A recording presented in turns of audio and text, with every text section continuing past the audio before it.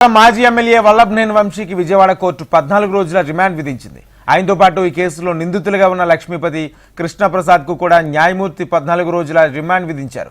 వంశీని హైదరాబాద్ లో అరెస్ట్ చేసిన పోలీసులు గురువారం రాత్రి విజయవాడ కోర్టులో హాజరుపరిచారు. రాత్రి 11 నుంచి అర్ధరాత్రి 1:45 వరకు ఇరుపక్షాల వాదనలు కొనసాగాయి. ఈ వాదనలు కొలిక్కి రాకపోవడంతో న్యాయమూర్తి అదనంగా మరో అరగంట పాటు వాదనలు విన్నారు. అనంతరం ముగ్గురికి 14 రోజుల చొప్పున రిమాండ్ విధించారు.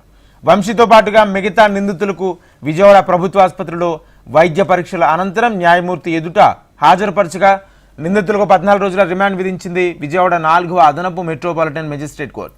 వంశీని ఇతర నిందితులను విజయవాడ జిల్లా జైలుకు తరలించారు. మరోవైపు వంశీ రిమాండ్ రిపోర్టులో పోలీసులు కీలక అంశాలు వెల్లడించారు. టీడీపీ కార్యాలయంలో పనిచేసే సత్యవర్ధన్ కిడ్నాప్ చేసి దాడి చేశారన్న అభియోగంపై గురువారం వంశీని ఏపీ పోలీసులు హైదరాబాద్లో అరెస్ట్ చేశారు. సత్యవర్ధన్ను బెదిరించడంతో వంశీ కీలక పాత్ర పోషించినట్లు తెలిపారు. మరణ భయంతోనే వంశీ అనుచరులు చెప్పినట్లు సత్యవర్ధన్ చేశాడని పోలీసులు గుర్తించారు. వంశీతో పాటు మరికొందరిపై అట్రాసిటీ యాక్ట్ ప్రకారం నాన్ బెయిలబుల్ సెక్షన్ల కింద పోలీసులు కేసు నమోదు చేశారు. వంశీని హైదరాబాద్లో అరెస్ట్ చేయగా ఇదే కేసులో నిందితులుగా ఉన్న ఎలిమినేని శివరామకృష్ణ ప్రసాద్, నిమ్మ లక్ష్మీపతిని విజయవాడలో అరెస్ట్ చేశారు. మరోవైపు విజయవాడ పటమట పోలీసు స్టేషన్లో సత్యవర్ధన్ వాంగ్మూలం నమోదు చేశారు. వంశీని విజయవాడ తీసుకొచ్చి కృష్ణలంక పోలీస్ స్టేషన్లో దాదాపు 8 గంటల పాటు పోలీసులు ప్రశ్నించారు.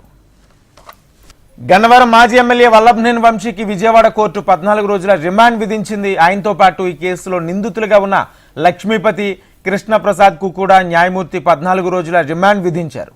వంశీని హైదరాబాద్లో అరెస్ట్ చేసిన పోలీసులు గురువారం రాత్రి విజయవాడ కోర్టులో హాజరుపరిచారు.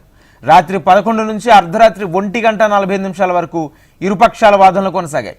ఈ వాదనలు కొలిక్కి రాకపోవడంతో న్యాయమూర్తి అదనంగా మరో అరగంట పాటు వాదనలు విన్నారు. అనంతరం ముగ్గురికి 14 రోజుల చొప్పున రిమాండ్ విధించారు. వంశీతో పాటు మిగతా నిందితులకు విజయవాడ ప్రభుత్వ ఆసుపత్రిలో వైద్య పరీక్షలు అనంతరం న్యాయమూర్తి ఎదుట హాజరుపరచగా నిందితులకు 14 రోజుల రిమాండ్ విధించింది విజయవాడ 4వ అదనపు మెట్రోపాలిటన్ మెజిస్ట్రేట్ కోర్టు. వంశీని ఇతర నిందితులను విజయవాడ జిల్లా జైలుకు తరలించారు.